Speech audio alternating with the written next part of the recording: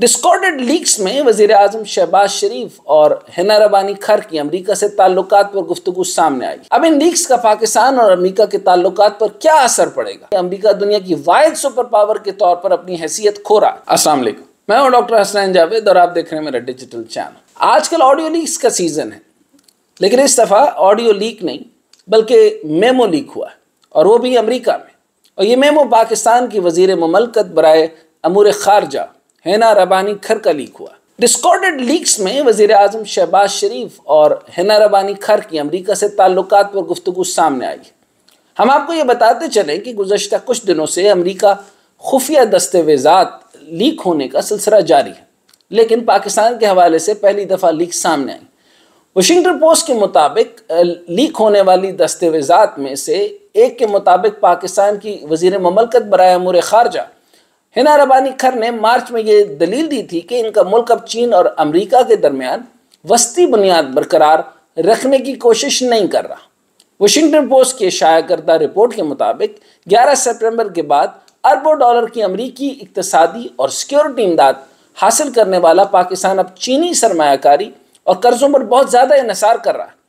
Pakistan difficult choices کے نام سے انٹرنل میمو کے مطابق حنا ربانی کھر نے خبردار کیا کہ اسلام آباد کو مغرب کو خوش کرنے والے کے طور پر خود کو ظاہر کرنے کی روش سے گریز کرنا ہوگا۔ حنا ربانی کھر نے مزید کہا کہ امریکہ کے ساتھ پاکستان کی شراکت داری کو برقرار رکھنے کی پاکستان کی انسٹنکٹ بالآخر اس کے مکمل فوائد کو قربان کر دے گی۔ انہوں نے کہا کہ چین کے ساتھ اسٹریٹجک شراکت داری ایک سچ ہے، اور لیک ہونے والے ڈاکومنٹ میں 17 فروری کو پاکستان کے وزیر اعظم شہباز شریف کی اقوام متحدہ میں ووٹنگ کے حوالے سے اپنے ایک ماتحت کے ساتھ ہونے والی بات چیت کو بھی ظاہر کیا گیا۔ اس لیک ہونے والی ڈاکومنٹ میں پاکستان کے وزیر اعظم شہباز شریف کی یوکرین کے تنازع پر اقوام متحدہ میں ہونے والی آئندہ ووٹنگ اور روس کے حملے کی مذمت کرنے والے قرارداد کی حمایت کے لیے مغرب کی جانب سے متوقع دباؤ کے بارے میں ایک معاون کے ساتھ ہونے والی بات چیت کی تفصیلات ہیں۔ لیک سے مطابق اس معاون نے وزیر اعظم کو مشورہ دیا تھا کہ قرارداد کی حمایت سے روس کے ساتھ پاکستان کی ممکنہ تجارتی اور توانائی سودے خطرے میں پڑ سکتے ہیں، جس کے بعد پاکستان نے مبینہ مشاورت کے فوراً بعد قرارداد پر ووٹنگ سے باز رہنے کا انتخاب کیا۔ یہ انٹرنل میمو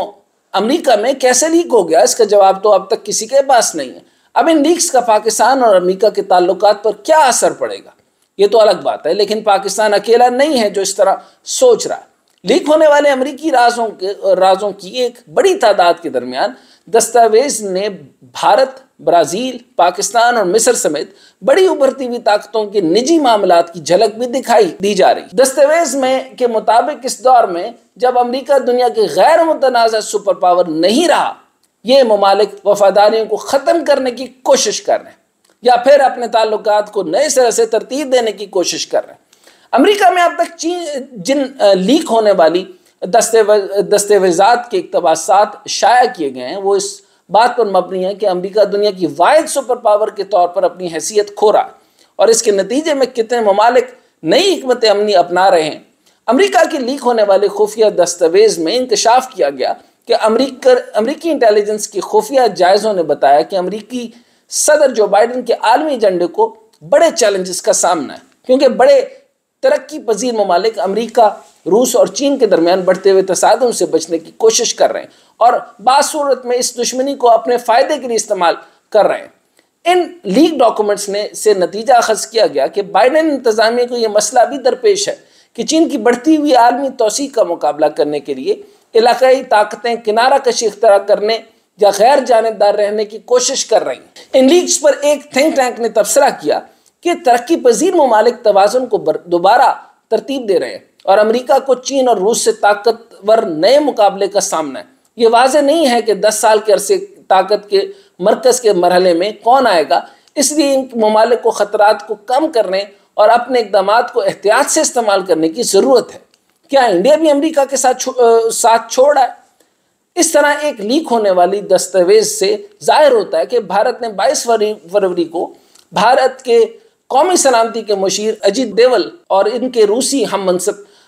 نکولائی پیٹروشیف کے درمیان ہونے والی بات چیت کے دوران بھارت نے واشنگٹن یا ماسکو کا ساتھ دینے سے گریز کیا۔ ریول کے کثیر الجہتی ترتیبات میں روس کے لیے ہندوستان کی حمایت کا یقین دلایا۔ نئی دہلی میں G20 وزراء خارجہ کے اجلاس میں یوکرین پر تنازع اور وسیع تر عالمی چیلنجز پر اتفاق رائے پیدا کرنے میں ناکامی کا باعث بنا۔ لیکن لیک ہونے والی ڈاکومنٹس سے پتہ چلتا ہے کہ اجیت ڈوول نے یوکرین پر مغربی حمایت یافتہ اقوام متحدہ کی قرارداد کی حمایت کرنے کے لیے دباؤ کے خلاف ہندوستان کی مزاحمت کا بھی اشارہ دیا۔ انہوں نے کہا کہ ان کا ملک مرضی میں اپنے اصولی موقف سے انحراف نہیں کرے گا۔ اب یہ ایک حقیقت ہے کہ انڈیا روس کی جنگ کی حمایت نہیں کرتا، اور وزیر اعظم نریندر مودی کی جانب سے پوٹن کی ذاتی طور پر مذمت بھی کی گئی، لیکن بھارت طویل عرصے سے اقوام متحدہ میں ماسکو کی حمایت پر انحصار کرتا رہا، اور اس کے پاس روس کے ساتھ توانائی اور اقتصادی تعلقات برقرار رکھنے کے علاوہ کوئی چارہ نہیں ہے۔ ان تمام ڈاکومنٹس سے ایک بات تو ضرور سامنے آئی ہے کہ امریکہ اپنی حمایت کھو رہا ہے، اور اس کے زیر اثر ممالک اب اپنے طریقے سے سوچ رہے ہیں۔ لیکن ایک سوال یہ بھی اٹھ رہا ہے کہ یہ ڈاکومنٹس اس لیے تو لیک نہیں کی گئی کہ تمام ممالک کے حوالے سے حقائق سامنے لایا جا سکیں، اور پھر امریکہ کی طرف سے ان ممالک پر دباؤ ڈالا جا سکے کہ وہ یا تو امریکہ کے ساتھ کھڑے ہوں یا پھر روس اور چین کے ساتھ۔ ان ڈاکومنٹس کے لیک ہونے کے بعد ان ممالک کے لیے ان پر جواب دینا مشکل ہو گیا۔ اس سے بھی ظاہر ہوتا ہے کہ تیزی سے تبدیلی آ رہی ہے، اور بہت سے ترقی پذیر ممالک کسی بھی ایک طاقت کے سائے تلے کھڑے ہونے سے گھبرا رہے ہیں۔ یعنی یونی پولر پاور جو ہے وہ بڑی تیزی سے چینج ہو کر ملٹی پولر کے اندر تبدیلی پا رہی ہے، جو ہم دیکھ رہے ہیں، اور ہم کہتے ہیں کہ ہم بلاک پالیٹکس کا حصہ نہیں، لیکن یہ جس طرف جا رہے ہیں وہ بلاک پالیٹکس کا ہی اشارہ دیتی۔ یہ طاقتور ممالک کے درمیان گھرے ترقی پذیر ممالک کے سوچنے کے نئے انداز کی شروعات بھی ہو سکتی ہے، لیکن پاکستان کو یقینی طور پر یہ سوچنا ہے کہ ہم نے کس طرح سے بات کرنی ہے۔ یہ بات لیک تو ہو گئی، لیکن آف کورس اس چیز کے اندر بہت بڑا اشارہ ہے کہ ہم نے چین کو تو چھوڑنا نہیں، لیکن اس سے خائف امریکہ جیسی سپر پاور کا ہونا اور اس کے ساتھ ہمارے ٹریڈ بیس سے اکنامک بیس تعلقات کا ہونا، یہ کیسے ہوگا اور کیا معاملات بنیں گے، ہمیں اپنے خطے میں بھی دیکھنا ہے اور بیرونی خطہ جات کو بھی دیکھنا ہے۔ ہمیں یہ بھی دیکھنا ہے کہ رشیا کا تعلقات یورپین یونین سے کیسے ہیں، اور ہمیں دیکھنا ہے کہ رشیا کے تعلقات آنے والے وقت میں امریکہ کے ساتھ کیسے ہوں گے، اور درمیان میں جو بہت بڑی تبدیلی آئی، یعنی سعودیہ اور ایران کا ایک ہونا اور چین کا اس کی بیک پر ہونا، یعنی خطے کے اندر تبدیلی تو لازم ہے۔ بیلٹ اینڈ روڈ انیشیٹو سامنے ہے، لیکن کولیبوریٹو اسٹریٹجیز کس طرف جا رہی ہیں، اور ہینا ربانی کا جو الٹیمیٹم وزیر اعظم شہباز شریف کو دیا گیا،